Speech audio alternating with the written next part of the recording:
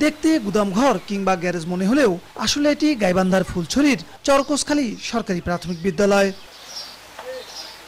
2022-23 অর্থবছরে বিদ্যালয়ের ভবন নির্মাণের কাজ শুরু হয়।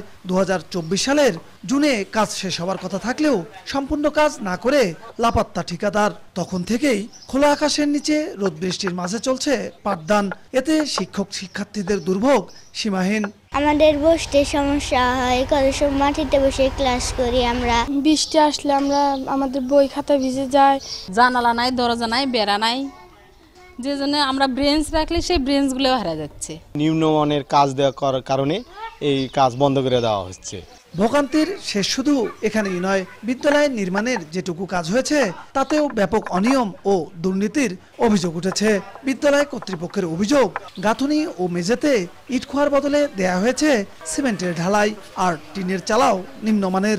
ছাত্রছাত্রীর বসার সমস্যা, উপরে থেকে পানি পড়ে, আবার যদি সাইড থেকে তুফান আসে তাহলে তো আরও রিস্ক হয়ে যায়। তো সব মিলিয়ে আমরা আসলে খুবই একটা সমস্যার মধ্যে পড়ে আছি।